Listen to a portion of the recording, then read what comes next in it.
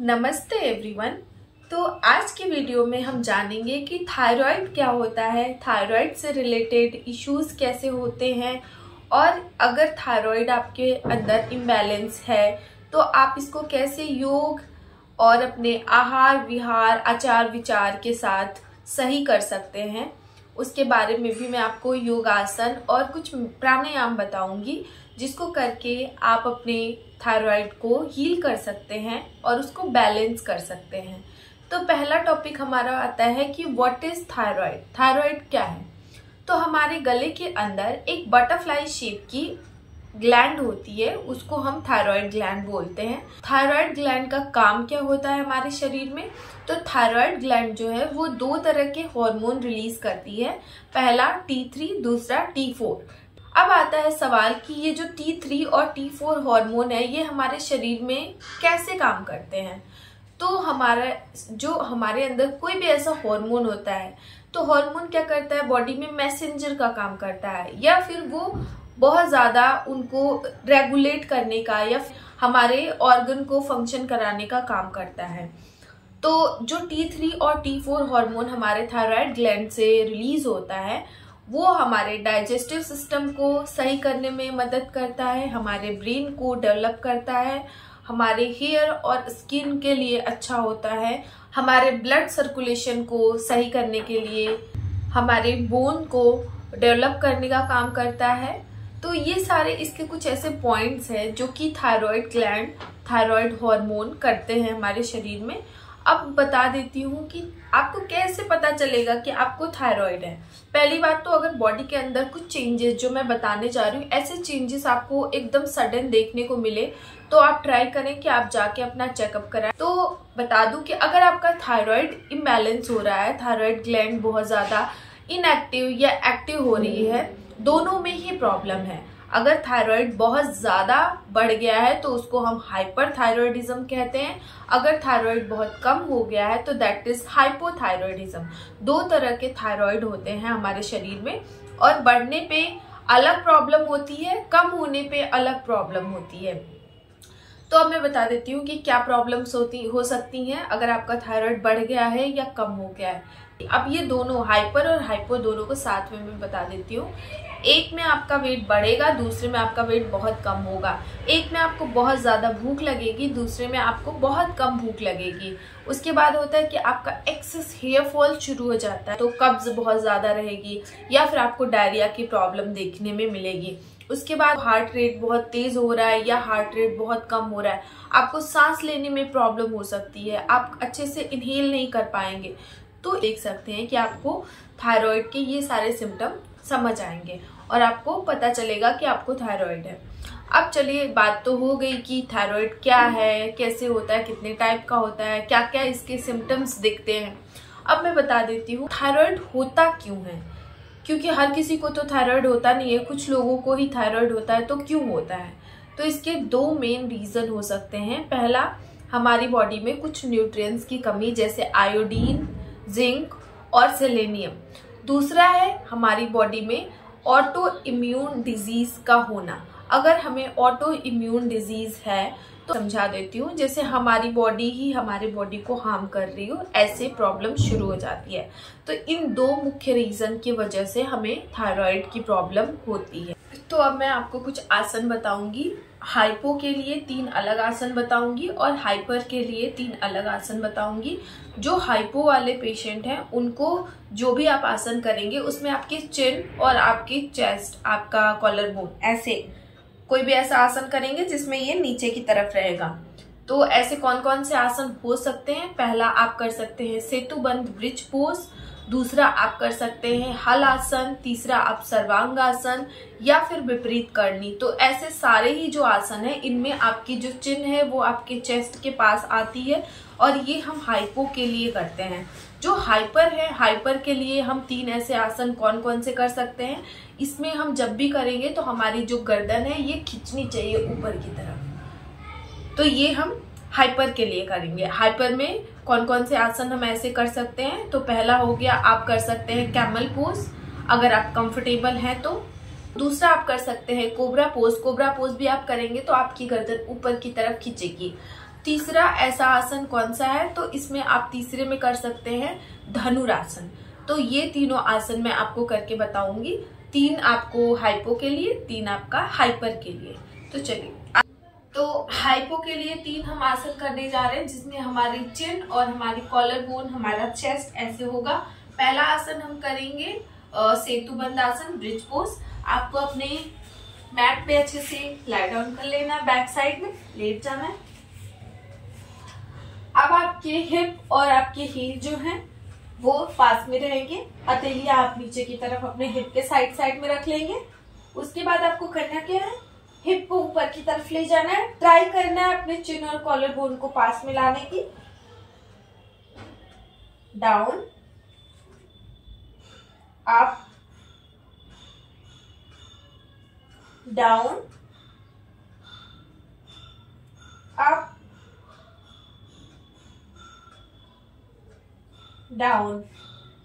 ये तो रहा हमारा सेतुबंद आसन। इसके बाद हम करेंगे सर्वांग आसन या फिर हलासन या फिर विपरीत करनी। तो आपको आराम से लेट जाना है।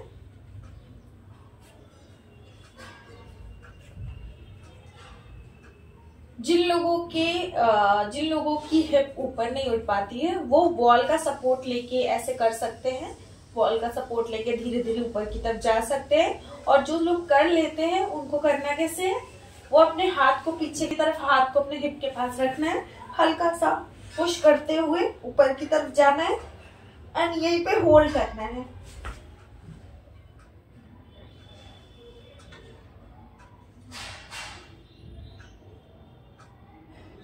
अब ये तो रहा हमारा दूसरा आसन। यहाँ से आप तीसरे आसन में भी जा सकते हैं, दैट इज हलासन। ये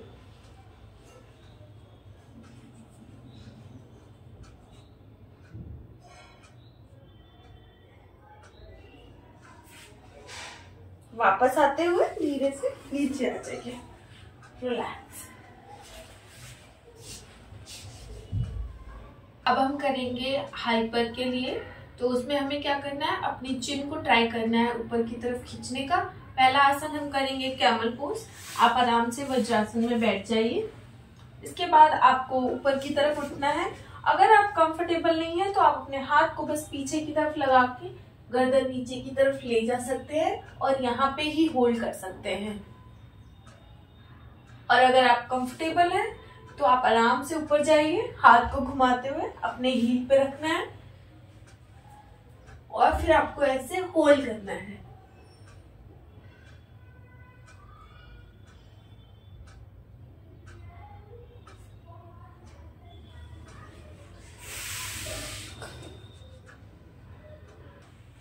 पेट के साइड लेट जाइए, लाई डाउन।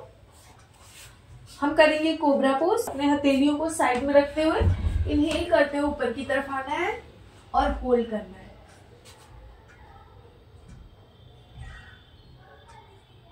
आप चाहे तो और ऊपर आ सकते हैं और चाहे तो यही होल्ड कर सकते हैं एंड रिलैक्स।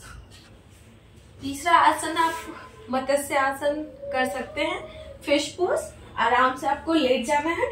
आप चाहो तो अपनी बैक के नीचे कुशन या पिलो रख के भी कर सकते हो और आप चाहो तो आप इसको फोल्ड कर सकते हो।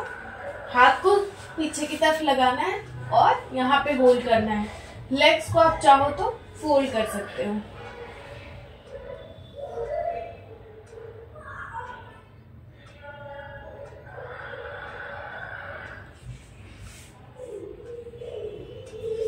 तो ये तो रहे हमारे सारे आसन। अब इसके बाद आपको कंफर्टेबल होके लाई डाउन कर लेना, आराम से बॉडी को रिलैक्स कर लीजिए। तो अब मैं आपको कुछ ऐसे प्राणायाम बताऊंगी जिसको करके कि आप, अगर आपका हाइपोथायरॉयडिज्म या फिर हाइपरथायरॉयडिज्म दोनों में ही आपको फायदा मिलेगा। पहला है हमारा कपालभाति। वैसे तो कपालभाति क्रिया है बट हम इसको प्राणायाम की तरह भी यूज करते हैं। दूसरा हम करेंगे ओम की चैंटिंग। ओम की चैंटिंग कैसे करेंगे, आ उ म। अब इसमें जब आ उ म की ध्वनि निकालेंगे तो हमारे थ्रोट में भी वाइब्रेशन होगा जब हम माँ का साउंड करेंगे। वो मैं आपको बताऊंगी कि कैसे करना है। चौथा हम करेंगे सिंहासन। कपालभाति क्रिया की मैंने वीडियो अलग से बनाई है, वो मेरे प्लेलिस्ट में, क्रिया की प्लेलिस्ट में भी आपको मिल जाएगा, बट यहाँ पे भी मैं आपको बता देती हूँ। आपको आराम से क्रॉस लेग में बैठ जाना है। अगर आप चेयर पे बैठे हैं तो चेयर पे बैठ के भी ये प्राणायाम कर सकते हैं। अपनी स्पाइन को बिल्कुल सीधा रखें, गर्दन बिल्कुल सीधी। अब करेंगे क्या, हम स्ट्रोक्स लगाएंगे ऐसे। राइट हैंड को अपने स्टमक पे रख के भी इसको फील कर सकते हैं। कैसे करना है चलिए देखते हैं।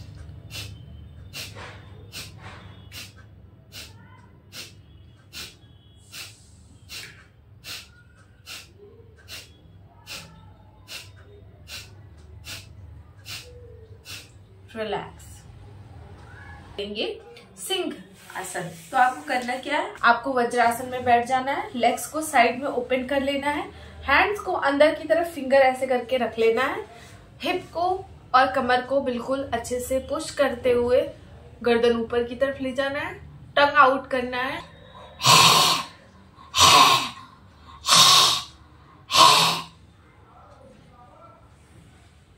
इसके बाद आपको रिलैक्स कर लेना है।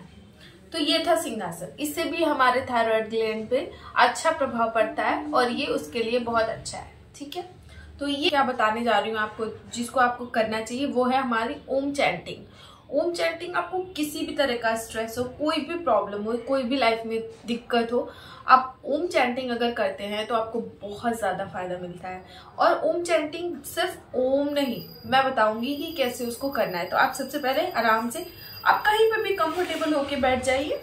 आप अगर चेयर पे हैं तो, अगर आप जमीन पे हैं तो आप आराम से अपने सुखासन, पद्मासन, किसी भी आसन में बैठ सकते हैं।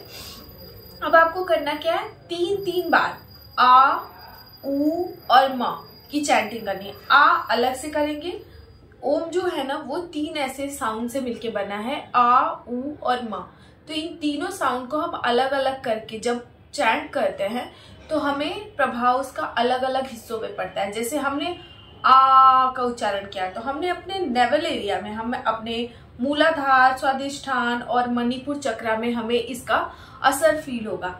जैसे ही हम आ के बाद ऊ करेंगे तो हमारे हार्ट पे पूरा इसका असर होगा, हमारे हार्ट चक्र पे। उसके बाद जब हम माँ को हम आंख बंद करके साउंड करेंगे तो हमारे थ्रोट चक्रा पे, हमारे थर्ड आई चक्रा और हमारे सहस्रार चक्रा पे इसका प्रभाव पड़ेगा। और माँ का ज्यादा प्रभाव हमारे थ्रोट पे पड़ेगा। तो इसीलिए हम आ, ऊ, माँ का उच्चारण करेंगे। अब चलिए आप आराम से बैठ जाइए। उसके बाद हम करेंगे इनहेल करते हुए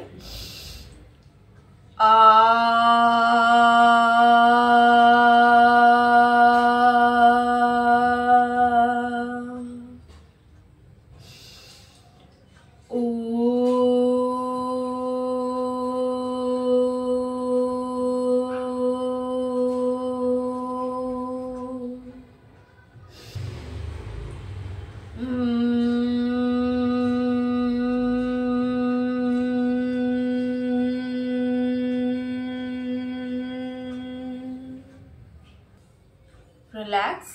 अगर आपको ये वीडियो अच्छी लगी हो तो आप बने रहिए मेरे चैनल में, लाइक शेयर सब्सक्राइब जरूर करिए, देखते रहिए। तब तक के लिए नमस्ते।